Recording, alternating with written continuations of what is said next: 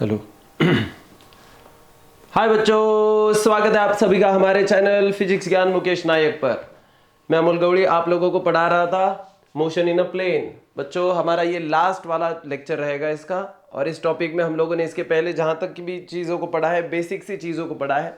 Topic ही basic है बच्चों, और इसलिए और इसको वेट भी कैरी करता है जब आप लोग सीईटी वगैरह दोगे तो इसलिए इन सारे चीज़ों को ध्यान में रखते हुए अभी हम लोग इस लास्ट वाले पार्ट को देखना चाहेंगे। और वो कहां से शुरू होता है बच्चों? Circular motion. हम लोग इसको कहेंगे यूनिफॉर्म सर्कुलर मोशन।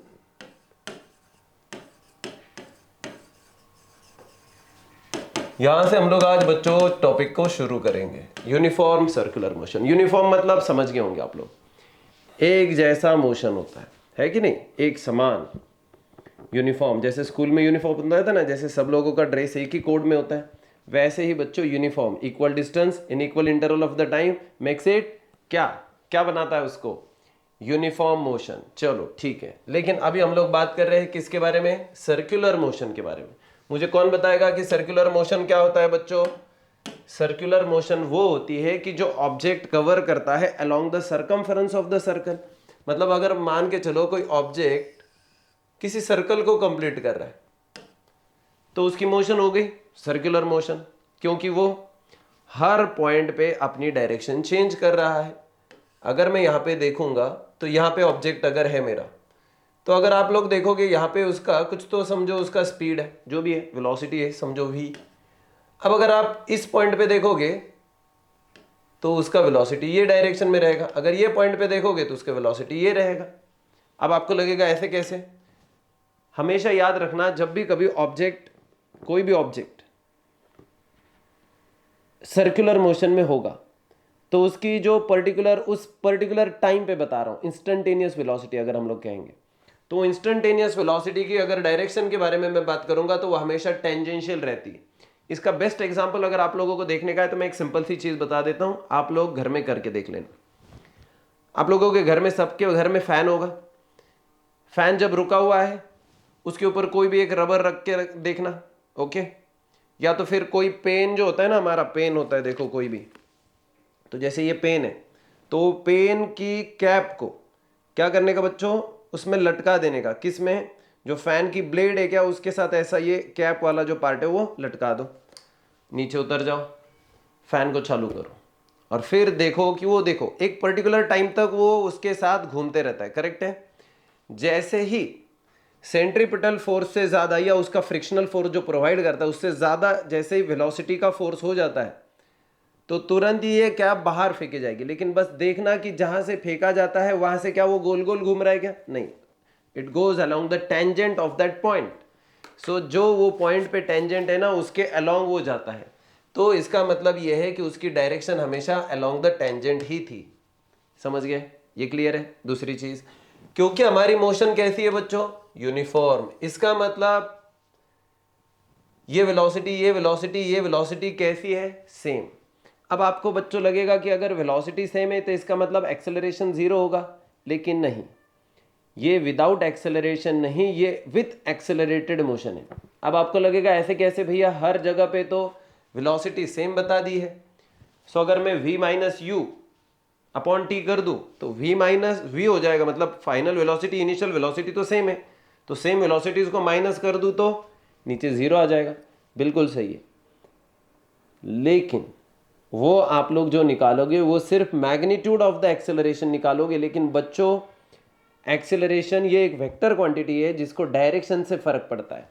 अगर मैं कहूं ये पॉइंट पे वेलोसिटी की डायरेक्शन कौन सी, तो इधर है, जबकि उसने हर एक पॉइंट पे डायरेक्शन चेंज कर रहा है।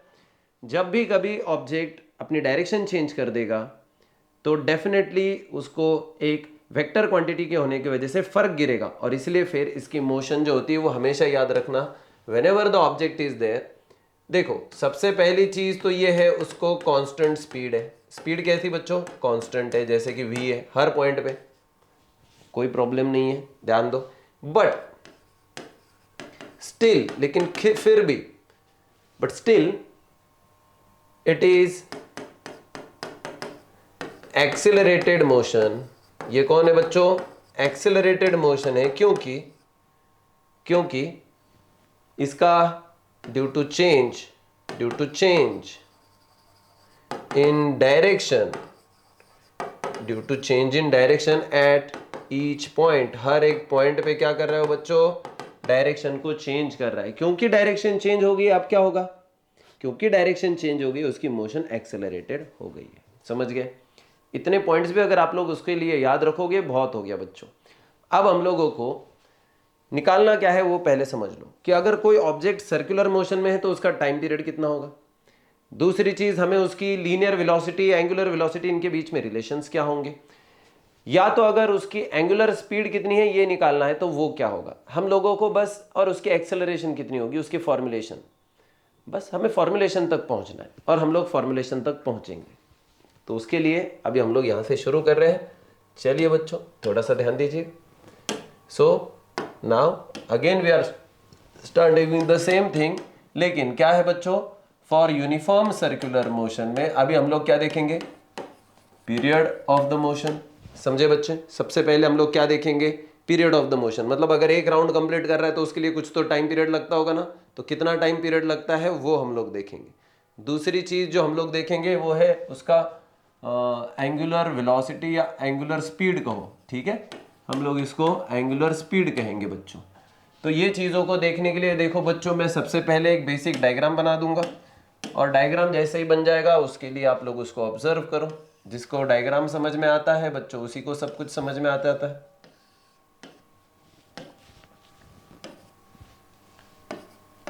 ठीक है बच्चों,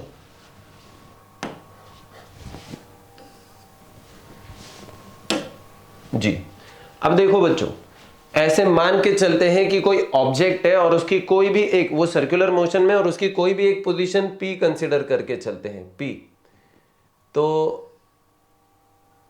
उसको सेंटर से कनेक्ट करने वाली जो लाइन है, जो एक रेडियस होगी इसकी, उसको हम लोग कहेंगे रेडियस वेक्टर।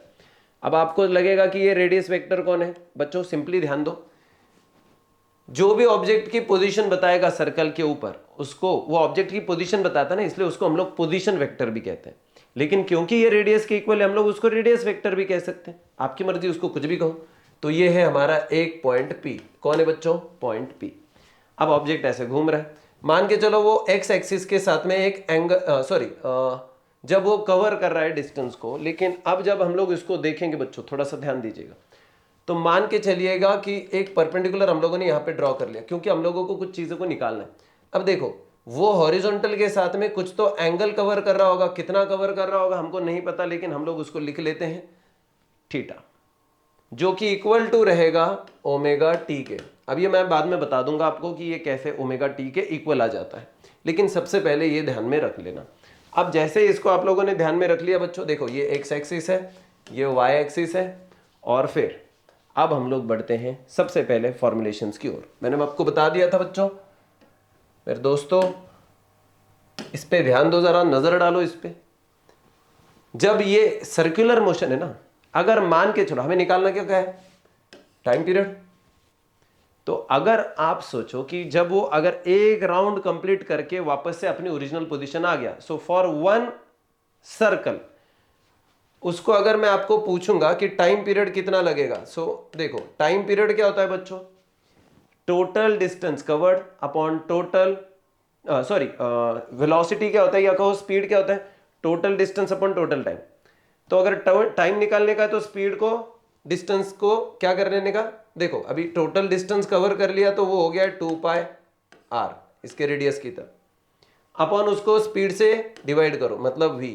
कौन आ गया बच्चों, क्या मैं इसको इक्वेशन फर्स्ट लिख दूं, बिल्कुल चलेगा। अब मैं फिर से एक बार बता दूं, क्योंकि स्पीड इज इक्वल टू क्या है, डिस्टेंस अपॉन टाइम। स्पीड क्या है बच्चों, डिस्टेंस अपॉन टाइम। अब एक राउंड कंप्लीट करने के बाद में कितना डिस्टेंस कवर करेगा रे वो, 360 डिग्री है कि नहीं। सो एक्चुअली वो सरकमफरेंस कवर करेगा, ऐसे मान के चलो। अभी हम लोग एंगुलर के बारे में बात नहीं कर रहे, इसलिए मैं 360 की जगह में कहता हूं अगर एक सरकमफरेंस कंप्लीट करेगा, तो सरकमफरेंस होता है 2πr अपॉन उसको लगा टाइम t, तो इसलिए t इधर आ जाएगा और ये v इधर आ जाएगा, तो बन जाएगा ये। समझ गए पहला वाला फॉर्मूला कैसे आया। तो हम लोग ऐसा जरूरी नहीं है कि उसको उसी तरीके से देखें, हम लोग ये भी लिख सकते हैं उसके लिए। तो चाहे तो मैं आपके लिए उसको ऐसे भी लिख देता हूं, ऐसे कर दें हम लोग इसको, v is equal to 2πr/t, ये भी चलेगा, ऐसी कोई मुश्किल तो नहीं है। वेलोसिटी पूछी तो ये लिख देना, अगर टाइम पीरियड पूछा तो वो ऊपर वाला यूज कर लेना, फर्क क्या पड़ेगा, दो फार्मूला है और एक ही फार्मूला से डिराइव किए गए हैं। चलो अब हम लोग देखते हैं थोड़ा सा आगे उसको, ठीक है बच्चों। इसको इक्वेशन सेकंड लिख लेंगे, चलो ठीक है, क्या फर्क पड़ेगा ना। फॉर वन कंप्लीट रिवोल्यूशन, अब ऑब्जेक्ट पूरा एक रिवोल्यूशन कंप्लीट कर लिया, so for one complete revolution, ठीक है बच्चों, ध्यान दीजिएगा, ये बहुत जरूरी है बच्चों। अगर एक पूरा राउंड कंप्लीट हो गया है तो इसका मतलब क्या है बच्चों कि उसने क्या कर दिया है, कितना डिग्री कवर किया है, मतलब उसका एंगुलर वेलोसिटी एंगुलर डिस्प्लेसमेंट कितना हो गया बच्चों, 360 डिग्री, जो कि होता है 2 पाई रेडियन। कितना होता है बच्चों, 2 पाई रेडियन। मैं फिर से एक बार बता दूं, मान के चलो बच्चों ऑब्जेक्ट यहां पे था, अब वो यहां पे गया, तो इसका मतलब उसने कितना एंगल कवर किया, 90 डिग्री। यहां पे गया तो 180 डिग्री, यहां तक गया तो 270 डिग्री, और फिर फाइनली राउंड कंप्लीट करके आ गया तो एक 360 डिग्री कवर हो गया। 360 डिग्री मतलब कितना हो गया बच्चों, angular displacement 2 pi radian. Clear है। अब अगर ये 2 पाई रेडियन हो गया है तो अगर मैं आपको पूछूंगा कि एंगुलर वेलोसिटी क्या होती है, थीटा अपॉन टी, तो क्या मैं कह सकता हूं कि वो हो जाएगा 2 पाई अपॉन टी। करेक्ट है कि नहीं। कुछ लोगों को अगर लगता है 1/n ये फ्रीक्वेंसी होती है तो 2πn भी लिख सकते हो, लेकिन फिलहाल तो आपकी बुक में नहीं दिया हुआ है तो हम लोग उसको नहीं देखेंगे, फिलहाल के लिए साइड में रहने देंगे। लेकिन अब देखो बच्चों, t की वैल्यू तो हम लोगों ने वहां से ऑब्टेन भी की है, तो क्या हम लोग ऐसे कह सकते हैं क्या कि 2π अपनी जगह पे रखो और इस t की जगह पे इसकी वाली वैल्यू रख के देखो। सो ये आ जाएगा बच्चों 2πr/t, जो कि हो जाएगा बच्चों, देखो ये 2π कैंसिल हो जाएगा और ये t ऊपर, सॉरी मैं क्या लिख दिया इधर, v है, v जी, और ये v ऊपर आ जाएगा। सो क्या फाइनली ऐसा नहीं बनेगा कि ये 2π ये कैंसिल हो गया, अब ये r/v है, ये r/v है तो v ऊपर चले जाएगा तो v/r बन जाएगा। तो क्या मैं ये कह सकता हूं therefore omega is equal to v/r, बिल्कुल कह सकते हैं बच्चों। चलो एक और फॉर्मूला आ गया आपके लिए, फॉर्मूला ही फॉर्मूला आएंगे अभी। क्लियर है, ये चीज़ समझ गए आपको, ये बहुत बेसिक्स है बच्चों, और बेसिक्स ही देखो कैसे आता है ये पहले समझना पड़ता है। बाद में जो आप एग्ज़ाम्स देते हो ना, कई बार CET दोगे, नीट दोगे, JEE दोगे, तो इन एग्ज़ाम्स के टाइम पीरियड में बच्चों हमें बस फॉर्मूला से लेन देन होता है, कैसे आता है उससे लेन देन नहीं होता है। लेकिन अगर एक स्टूडेंट बनना है, अच्छा स्टूडेंट बनना है, जिसको सिर्फ रट्टू पोपट नहीं बनना है, उसको वो कैसे आया उसकी जड़ तक भी पहुंचना चाहिए। इसलिए हम लोग इसकी जड़ों को देखते रहते हैं बोर्ड्स में इनिशियली। कुछ लोग, मुझे पता है अभी कई सारे क्लासेस होते हैं बच्चों जो आप लोग लगाते हो, और वो क्लासेस आपसे वो सारी चीज़ों को नहीं करवाते जो कि उन्होंने करवानी चाहिए। ठीक है, छोड़ो, हमें उससे कुछ लेन देन नहीं है, फिलहाल तो हमारे लिए ज़रूरी है तो उतना कर लेते हैं। अब अगर मैं चाहूँगा और एक्सप्रेशन निकालना चाहूँगा सेंट्रीपिटल एक्सेलरेशन के लिए, तो क्या मैं वो निकाल सकता हूँ? बिल्कुल निकाल सकता हूँ। देखो ऑब्जेक्ट को ऑलरेडी सेंट्रीपिटल एक्सेलरेशन है, ऑब्जेक्ट बाहर जा रहा है क्या सर्कल से? नहीं, इसका मतलब उसको किसी ना किसी ने खींच के रखा है, एक फोर्स है, सेंट्रीपिटल फोर्स कहते हैं, जिसके वजह से उसको एक एक्सेलरेशन आ रही है। तो हम लोग क्या कह सकते हैं, क्या उसको वो सेंट्रीपिटल एक्सेलरेशन है? बिल्कुल। तो अगर मुझे सेंट्रीपिटल एक्सेलरेशन निकालनी है तो मुझे निकालना क्या पड़ेगा वो बताओ। सेंट्रीपिटल एक्सेलरेशन को निकालने के लिए मुझे पहले वेलोसिटी के टर्म्स में इनको निकालना पड़ेगा। अब इसको निकालने के लिए बच्चों समझ लो, इसके हम लोग कंपोनेंट्स के टर्म में इसको देखेंगे। तो अभी मैं आपको पहले कंपोनेंट्स निकाल के दिखाऊंगा। इसको मैं थोड़ा सा ऊपर ले लेता हूँ, बस कुछ इक्वेशन जो है इसमें से इनको याद रखो, ये और ये। ठीक है, चलिए अब मैं वही डायग्राम बनाने जा रहा हूँ मेरे दोस्तों, लेकिन थोड़ा सा कंपोनेंट्स के साथ में बनाएंगे। सो हम लोगों को एक्सप्रेशन देखनी है फॉर सेंट्रीपिटल एक्सेलरेशन। ठीक है, तो सेंट्रीपिटल एक्सेलरेशन के लिए वापस से वही डायग्राम देख लो बच्चों, यही है वो डायग्राम। ये कुछ ज़्यादा कॉर्नर में चल जाता है तो ऐसे होता है बच्चों। ये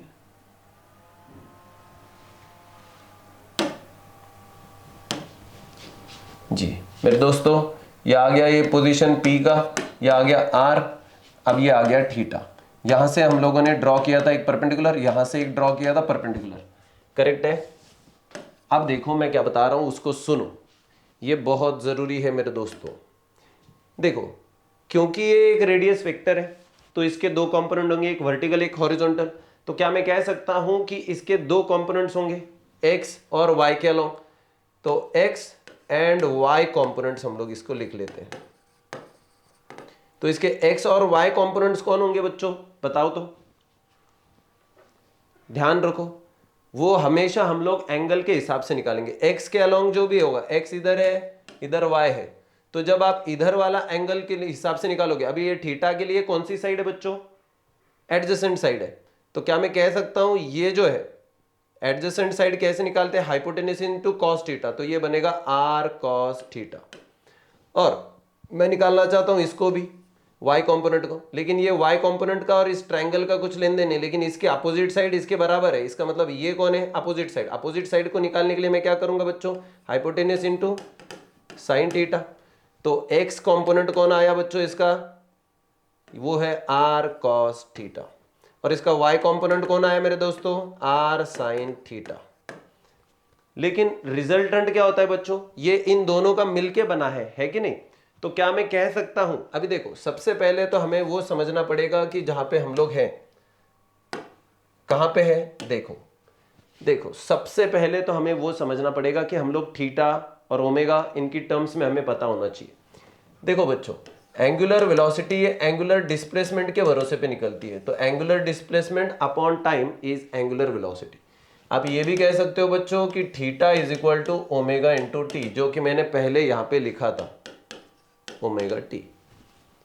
ओके, तो एंगल है, तो एंगल की जगह पे हम लोग ओमेगा टी को पुट कर सकते हैं कि नहीं, कर सकते हैं। अब अगर मान के चलो एक्स और वाई कंपोनेंट के हिसाब से चले गए थे, तो मुझे बताओ कि वेक्टर आर की वैल्यू क्या आ जाएगी, इन दोनों वेक्टर को जोड़ने के बाद में वो आ जाएगी, करेक्ट है कि नहीं। तो क्या मैं कह सकता हूं वो r cos theta into unit vector है, plus r sine theta into unit vector j. ऐसा ही होगा। क्यों ऐसा होगा, क्योंकि ये जो वेक्टर है ये दोनों का मिलके बना हुआ है, और हम लोगों ने वो देखा है ना, डायगोनल वाला, जो दोनों के यहां से इन दोनों का ओरिजिन है, देखो इसका ओरिजिन इसका ओरिजिन सेम है, तो डायगोनल जो है वो रिप्रेजेंट करती है उनके दोनों के रिजल्टेंट को, और फिर फाइनली ये आ जाता है। चलो अब ये तो आ गया, लेकिन क्या हमें इंटरेस्ट है बच्चों आर में, नहीं, हमें इंटरेस्ट किस में है बच्चों, सेंट्रीपिटल एक्सेलरेशन में। तो एक्सेलरेशन को निकालने के लिए हम लोग बच्चों क्या करेंगे, इसको एक बार इसका डेरिवेशन करेंगे, किसके साथ, विद रिस्पेक्ट टू टाइम। अगर हम लोग इसको विथ रिस्पेक्ट टू टाइम इसका डेरिवेशन करेंगे बच्चों, तो क्या आपको लगता है कि इसका एक काम तमाम हो जाएगा, बिल्कुल एक काम तमाम हो जाएगा। और इसलिए हम लोग देखेंगे, अभी देखो इसको मैं लिखते वक्त थीटा की जगह पे ओमेगा टी पुट करूंगा, क्योंकि हम लोग टाइम के हिसाब से डेरिवेशन करेंगे, तो टाइम की एक कोई तो यहाँ पे वेरिएबल होना चाहिए उसके साथ। So r cos omega t into unit vector i plus r sine theta या sine omega t into unit vector j. ठीक है, अब अगर मैं समझो मान के चलूं कि वेलोसिटी क्या होती है बच्चों, तो वेलोसिटी होती है D R upon D T. Derivation करेंगे किसका, डिस्टेंस का या पोजीशन का विथ रिस्पेक्ट टू टाइम। तो अगर हम लोगों को ऐसे करने का है तो ये काम हो जाएगा। अब मैं क्या करता हूं, इसका सीधा डेरिवेशन लिख देता हूं बच्चों, या चलो एक स्टेप बढ़ा ही लेते हैं। So d by d t, अब वेक्टर आर ये है, किसका आ जाएगा रे, r cos omega t, correct है, r cos omega t into unit vector i plus r sine omega t into unit vector j. आ गया। अब इसका डेरिवेशन कर लेते हैं बच्चों, तो फाइनलाइज हो जाएगा। आर और आर तो कांस्टेंट है तो उसको बाजू में आ जाएगा, तो साइन देखो दोनों में भी आर कॉमन है, तो इसलिए मैं उसको बाजू में ले लूंगा, और सिर्फ मैं क्या करूंगा, डेरिवेशन किसका लूंगा, कॉस ओमेगा टी और साइन ओमेगा टी का। तो अगर मैं डी बाई डी टी ये देखता हूं, तो ये होता है minus sine omega t, correct है कि नहीं। लेकिन यहां पे अभी एक बदलाव याद रखना, जिन लोगों को डेरिवेशन नहीं समझता उनको मैं बता रहा हूं। डेरिवेशन करते वक्त थीटा जो होता है, थीटा की जगह पे जो भी आता है उसका डेरिवेटिव लेना पड़ता है। तो उसका डेरिवेटिव मतलब माइनस, अभी ओमेगा टी का डेरिवेटिव होगा ओमेगा, ओमेगा बाहर आके टाइम का बनेगा 1, तो ये हो गया minus omega sine omega T. Okay, into कौन है रे, इसका डायरेक्शन बताने के लिए यूनिट वेक्टर आई, ये डायरेक्शन बता रहे हैं। वैसे ये आई नहीं भी लिखेंगे कोई तो भी चलेगा, इतना जरूरी नहीं होता है यहाँ पे फिलहाल, तो बस पहले बेसिक डेरिवेशन को समझ लो। अब साइन ओमेगा टी का कौन होता है, तो अभी आर तो ऑलरेडी का आ चुका है, तो वो होता है कॉस ओमेगा टी, लेकिन थीटा की जगह पे आगे जिसका जो है उसका डेरिवेशन, मतलब ये आ जाएगा ऐसा वाला omega into cos omega t, आ गया बच्चों, इंटू उसकी डायरेक्शन, हो गया। लेकिन ये अभी तक खत्म नहीं हुआ है। क्यों खत्म नहीं हुआ है? क्योंकि जो हमको पूछा था वो अभी तक वेलोसिटी नहीं है, हमको तो एक्सेलरेशन निकालनी है। तो फिर एक्सेलरेशन निकालने के लिए हम लोग मेरे दोस्तों बच्चों क्या कर सकते हैं मुझे बताओ। अब देखो इसमें से ओमेगा तो कॉमन लेके बाहर निकाल सकते हैं, so v is equal to R omega बाजू में ले लेते हैं, और फिर हम लोग अगर उसको आर ओमेगा को बाजू में ले लेंगे तो हमारा काम और भी आसान हो जाएगा।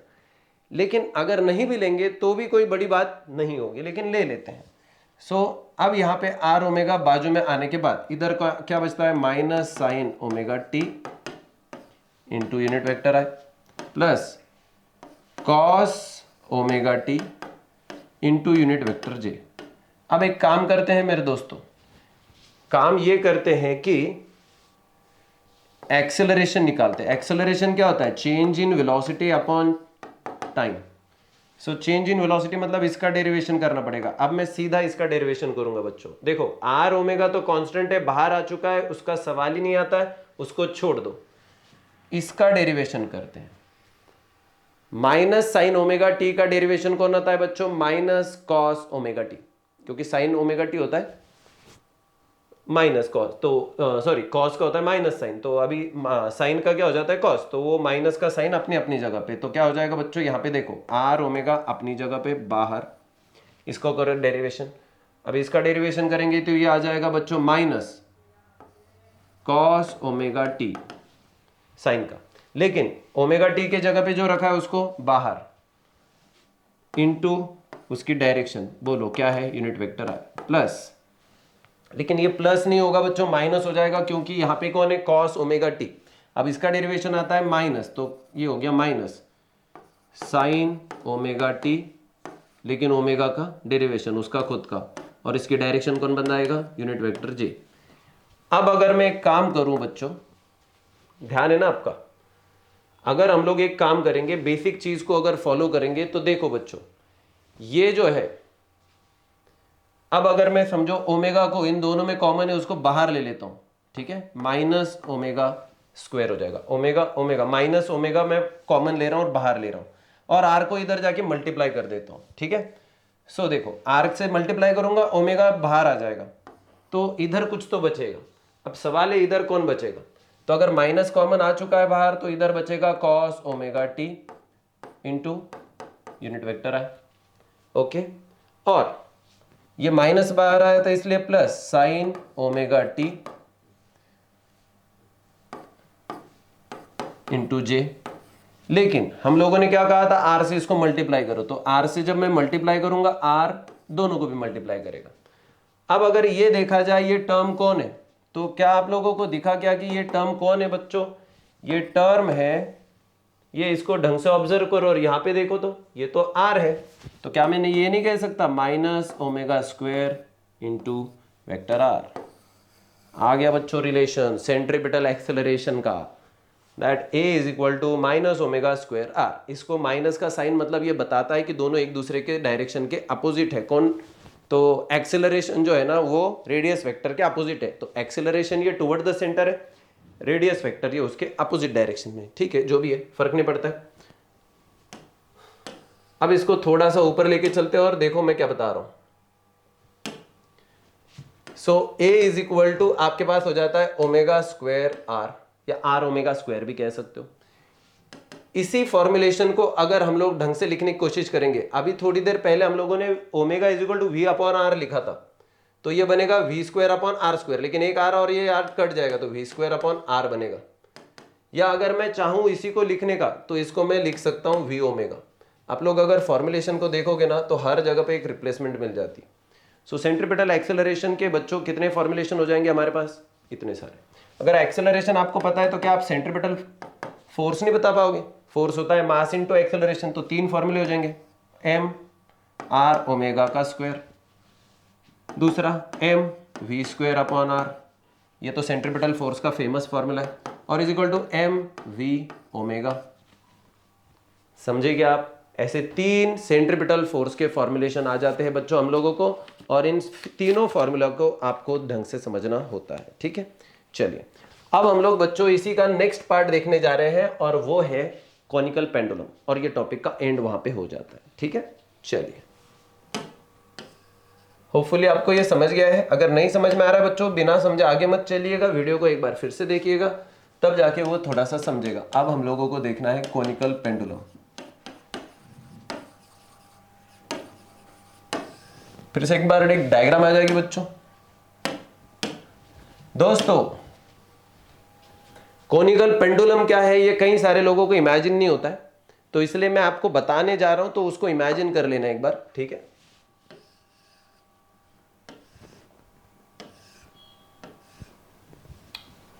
बड़ा ही गंदा डायग्राम बना लिया बच्चों मैंने। सो मैं अभी एक काम कर देता हूँ, इसको हटा देता हूँ, और दूसरा एक काम कर देता हूँ, इसको थोड़ा सा मूव करता हूँ, क्योंकि ये कॉर्नर में निकाला तो इसलिए ऐसे प्रॉब्लम हो गया, और बड़ा ही टाइम पास हो गया है। ठीक है, चलिए अब डायग्राम निकालना है। हाँ जी, चलिए ज़्यादा कॉर्नर में ना जाते हुए मैं यहाँ पे एक डायग्राम बना लेता हूँ। ठीक है,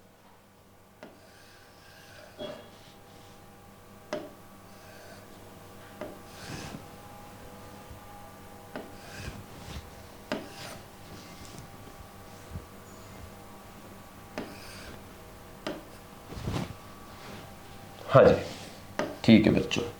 देखो बच्चों, ऐसे मान के चलो कि एक धागा है, और धागे को मैंने क्या किया है, एक पत्थर सा, कुछ छोटा सा पत्थर बांध दिया है, स्टोन है, और अगर इसको कांस्टेंट रखते हुए समझो ऐसे उसको गोल घुमा दूं, तो ऐसे गोल गोल घूमेगा वो, करेक्ट है कि नहीं? तो ये जो रस्सी हो जाएगी वो यहाँ पे रहेगी, ऐसी रहेगी, ऐसी रहेगी, करते करते वो कोन में घूमेगी, है कि नहीं? उसका एक कोनिकल शेप क्रिएट हो जाएगा। इसी को हम लोग कहते हैं बच्चों कोनिकल पेंडुलम। क्या कहते हैं? Conical pendulum. तो अगर आप लोगों को कोनिकल पेंडुलम को समझने का है तो एक और भी काम कर सकते हो। आपका पेन या पेंसिल कुछ भी होता है, ऐसे लंबा वाला कोई तो ऑब्जेक्ट ले लेने का, उसको ऊपर एक रस्सी लेने की, और उसको एक पत्थर से बांध देने का, और इसको जोर जोर से घुमाने का सेंटर वाले रॉड को।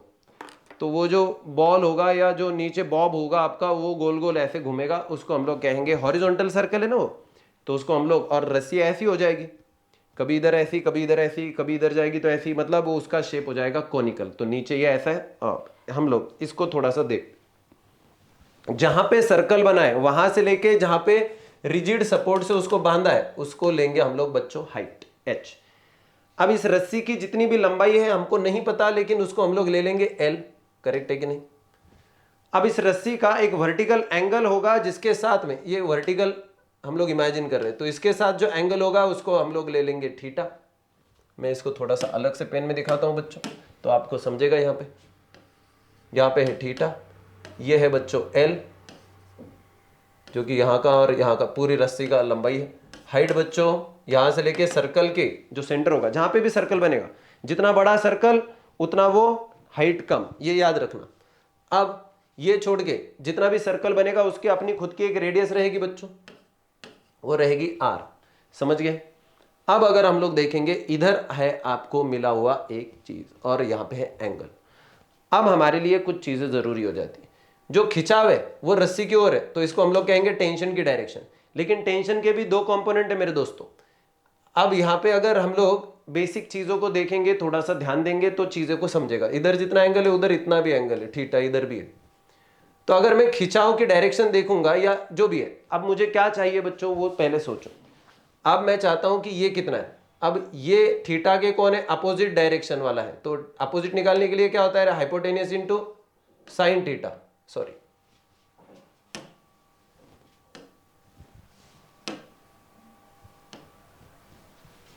यहां सर्कल कंप्लीट है। देखो ये हो जाता है टाइन sine theta, T sine theta. ये है आपका, ये इधर वाली कंपोनेंट। अब टेंशन का एक वर्टिकल कंपोनेंट भी होगा। अभी इसका वर्टिकल कंपोनेंट मतलब ये वाला कंपोनेंट, तो इसको निकालने के लिए मुझे एडजेसेंट साइड है, तो इधर निकालूंगा, तो ये और ये दोनों सेम रहेंगे, तो ये रहेगा हाइपोटेन्यूस इनटू कॉस थीटा। ये आपको आदत लगा लो कि हॉरिजॉन्टल और वर्टिकल कंपोनेंट कैसे निकालते हैं with respect to that particular type of the angle. तो वो एंगल देख लेने का और उसके हिसाब से उसको निकालने का। ओके बच्चों, चलो अब ये हो गया। जब हम लोग यहाँ पे जहाँ पे बॉब था अगर देखेंगे तो उसके ऊपर दो फोर्सेस लग रहे हैं। पहला फोर्स ये है कि जो टेंजेंट है, जो जो टेंशन है, जो टेंशन जो है वो दो कंपोनेंट में बांटा गया, एक हॉरिजॉन्टल एक वर्टिकल। लेकिन जो वर्टिकल वाला कंपोनेंट है टी कॉस थीटा, उसको बैलेंस कौन कर रहा है बच्चों? उसका खुद का अपना वेट, उस बॉब का। इसलिए वो ऊपर नहीं जाएगा, उसी सर्कल में घूमेगा। भले टेंशन ऊपर खींच रहा है उसको और भले ग्रेविटी नीचे खींच रही है, ना वो ऊपर जाएगा ना नीचे जाएगा, वो बराबर इसी सर्कल में घूमेगा, उसकी पोजीशन नहीं चेंज होगी क्योंकि दोनों की वैल्यू सेम है। मतलब टी कॉस थीटा ये इक्वल टू एम जी है। करेक्ट है कि नहीं? अब अगर देखो बच्चों तो दोनों कंपोनेंट क्लियर होने चाहिए, हॉरिजॉन्टल भी और वर्टिकल भी। अब अगर मैं आपको पूछूं कि इसका टैन थीटा बताओ, तो इसका क्या बताने का बच्चों आपको? Tan theta. टैन थीटा कौन होता है मेरे दोस्तों? टैन थीटा होता है अपोजिट साइड, है कि नहीं? Opposite side upon adjacent side. तो अगर मैं इसकी अपोजिट साइड देखूं, अपोजिट साइड तो इधर क्या है? ये वाली लाइन है। लेकिन ये वाली लाइन क्या कर रही है आपको? वो प्रोवाइड कर रही है एक नेसेसरी सेंट्रीपिटल फोर्स। तो क्या मैं कह सकता हूं वो सेंट्रीपिटल फोर्स है अपॉन ये mv² अपॉन आर हो गया।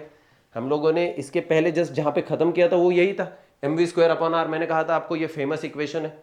चलो ये तो हो गया। अपॉन एडजेसेंट साइड, सो अभी ये अपोजिट साइड हो गया अपॉन एडजेसेंट साइड। लेकिन एडजेसेंट साइड कौन है बच्चों इसका? ये वर्टिकल वाली लाइन। लेकिन वर्टिकल वाली लाइन क्या है? एक तरीके से वेट से बैलेंस की गई है, तो इसको वेट के साथ में अगर लिख लेंगे, अब ये mg इधर जाके मल्टीप्लाई करेगा तो फाइनली देखो m और m कैंसिल हो जाएंगे, इधर बचेगा कौन? v² अपॉन आर जी। सो क्या मैं कह सकता हूं that tan theta is equal to v² upon R G? क्या मैं ये नहीं कह सकता therefore theta is equal to tan inverse of v² upon R G? कह सकते हैं और कह दिया बच्चों हम लोगों ने इसको। हो गया बच्चों एक और इक्वेशन। tan थीटा या थीटा कितना एंगल है ना वो निकालने का है, तो इसके साथ में वेलोसिटी और रेडियस और उसका जी की वैल्यू अगर पता है तो हम लोग इसको निकाल पाएंगे। चलो अब ये तो एक पार्ट हो गया। लेकिन अगर मैं आपसे जानना चाहता हूं, जैसे हम लोगों को बेसिक इक्वेशंस को कुछ पता है, तो बेसिक इक्वेशन में जैसे हम लोगों को ये तो पता है कि v कौन होता है बच्चों? 2 पाई आर अपॉन टी, एकदम शुरुआत में देखा था। सो v अगर ये है तो v का स्क्वायर में अगर यहां पे पुट करूंगा, समझो यहां पे पुट कर लेते चलो, तो tan थीटा क्या हो जाएगा बच्चों ये देखेंगे। तो अगर मैं tan थीटा को देखना चाहता हूं तो v का स्क्वायर करना पड़ेगा। v का स्क्वायर मतलब इसका स्क्वायर, इसका स्क्वायर कौन हो जाएगा? 4 pi square R square upon T का स्क्वायर। अब ये ऊपर था, अब ये नीचे कौन? आर जी अपनी जगह पे।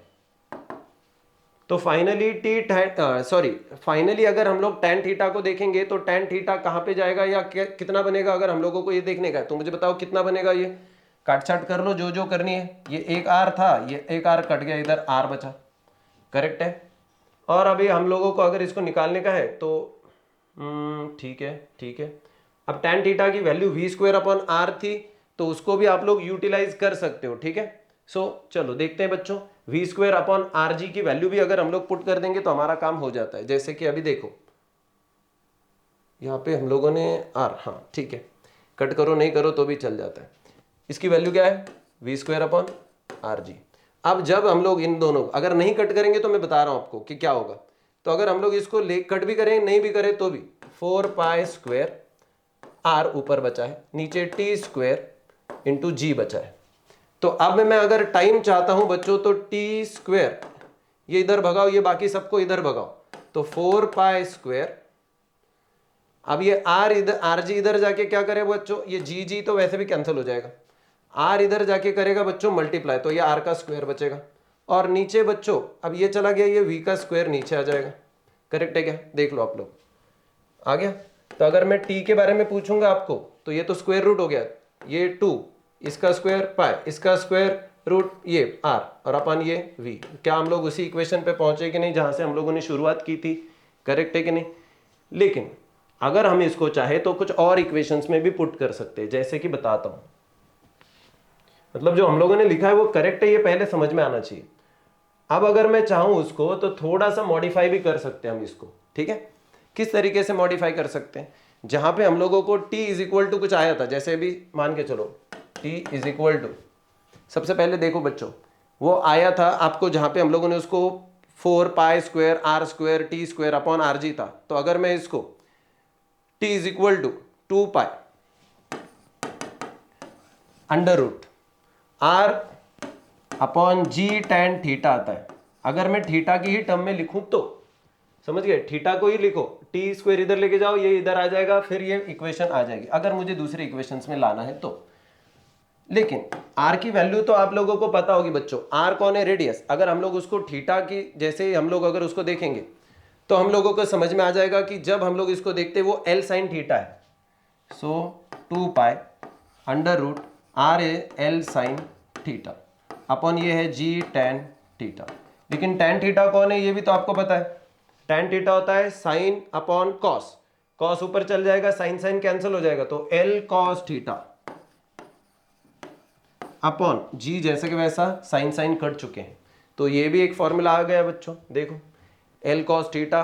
लेकिन एल कॉस थीटा कौन है अगर मैं ऐसा पूछूंगा आपको तो वो हो जाएगी उसकी हाइट। सो क्या मैं कह सकता हूं टी इज इक्वल टू 2 पाई अपनी जगह पे अंडर रूट, ये कौन है बच्चों, एल कॉस थीटा कौन है, एल कॉस थीटा रहेगा हमारा हाइट, तो ये हो गया एच अपॉन जी। ठीक है बच्चों, चलिए हाँ जी। तो अभी हमारा काम जो है ना वो कहाँ तक खत्म हो रहा है वो देखते हैं। एक सेकेंड बच्चों, मुझे टाइम देखने दो बस। जी ठीक है, चलो अब अगर हम लोग इन इक्वेशंस को देखेंगे आपको लगेगा कि कई सारी डेरिवेशंस लाई है, और कई सारी डेरिवेशंस के अंत में हम लोग क्या कहना चाहते हैं। कहना कुछ नहीं, हमको हम लोगों को अलग अलग सी कंडीशंस में, जैसे कि सर्कुलर मोशन है एक कंडीशन है, उसमें कंडीशन में टाइम कितना होगा, वेलोसिटी कितना होगा, इन सब के रिलेशंस को देखना होता है। इसलिए देखना होता है क्योंकि जब भी कभी आपको क्या लगता है कि ये इतनी सारी चीज़ें जब पढ़ पढ़ के कुछ फ़ायदा होता होगा क्या, डेफिनेटली होता है बच्चों।